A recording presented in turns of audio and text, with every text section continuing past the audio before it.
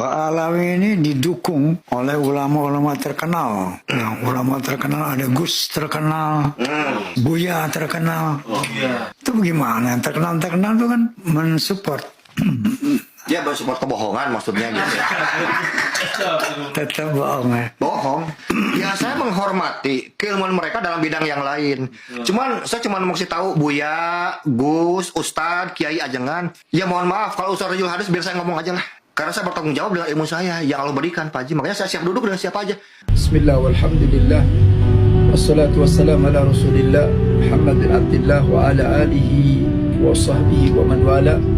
Saudaraku yang dimuliakan Allah Subhanahu wa taala, makin hari kita makin melihat bagaimana sepak terjang daripada Bang Haji Omairama.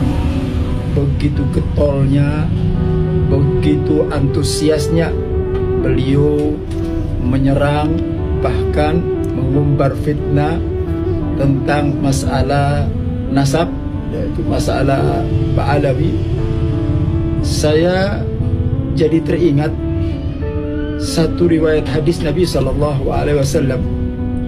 di mana seseorang itu yang selalu berbuat dosa kepada Allah, berbuat maksiat kepada Allah, kemudian dia tidak mau untuk bertobat, enggan untuk bertobat, diberikan nasihat tapi dia tetap tidak mau kembali kepada Allah, diberikan petuah tapi dia tetap pada posisinya tidak mau kembali kepada Allah Subhanahu wa taala. Dia lakukan kemaksiatan tersebut.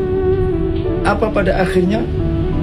Allah Subhanahu wa taala memberikan sebuah kenikmatan kepada orang tersebut ketika dia melakukan kemaksiatan. Ini yang saya khawatirkan.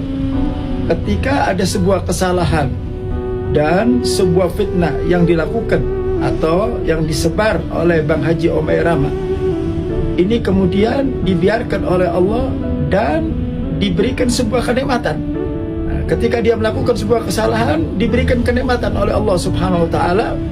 Bahkan gak sampai di situ, Allah kirim kepada beliau Bang Haji Omairama teman-teman yang seirama dengan dia, atau guru-guru yang mendukung daripada statementnya dia, sehingga dia makin yakin, sehingga dia tidak ada lagi keinginan untuk kembali kepada jalan yang diridhai oleh Allah Subhanahu wa taala.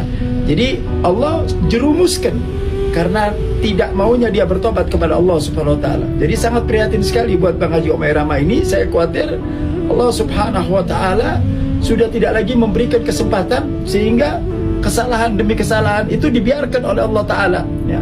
Sehingga didekatkan orang-orang yang tidak benar, orang-orang yang tidak baik, ulama-ulama su duduk di samping beliau untuk menguatkan keyakinan beliau, sehingga beliau makin jauh kepada Allah Subhanahu wa taala.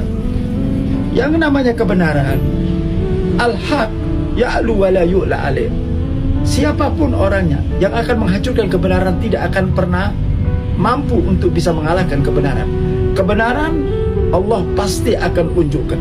Bahkan dikatakan al-haq mansur, yang namanya kebenaran pasti ditolong oleh Allah Subhanahu wa taala. Walaupun sekarang sudah tidak lagi banyak dari kalangan Ba'alawi yang berbicara tentang nasab, tapi Allah sudah unjukkan bagaimana kebenaran dan bagaimana kebenaran yang namanya keturunan Nabi SAW, yaitu kaum Ba'alawi.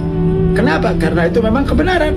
Bahkan dikatakan al-haq baqi wal batil zail. Yang namanya hak itu pasti kokoh, yang namanya hak itu pasti abadi, dan yang namanya kebatilan pasti hancur. Sekali lagi saya nasihatkan kepada Bang Haji Omairama, jangan sampai orang-orang yang di sekitar Anda merusak daripada perilaku Anda. Nanti Anda akan menyesal dari dunia sampai akhirat. Mudah-mudahan ini menjadi satu nasihat yang mengetuk hati Bang Haji Omairama, dan mudah-mudahan beliau mendapatkan hidayah dari Allah Subhanahu wa taala, kembali di jalan yang diridhai oleh Allah Subhanahu wa taala. Amin ya rabbal alamin. Wassalamualaikum warahmatullahi wabarakatuh.